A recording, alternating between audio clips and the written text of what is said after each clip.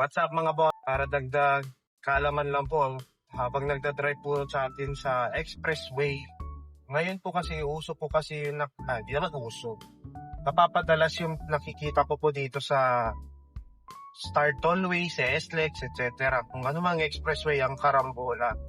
Yun po yung kapag hindi po nakakapag-brake ng maigi. Lalo na po nakatutok po tayo sa mga kaharap po nating sasakyan. Konting paalala lang po para iwas tayo sa mga ganong disgrasya at sa mga karambola. Kung sakali matakbo po tayo ng mga 60 to 70 kilometers per hour sa ngayon.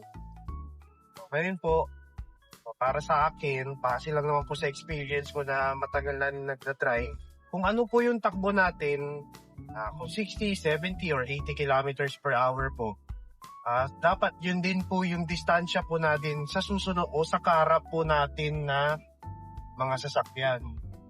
Para magkaroon po tayo ng room for braking or yung hindi po tayo bigla-biglang magpe-brake or yung sudden stop. Para iwas po tayo doon sa mga karambola etc. na nakakadisgrasya po.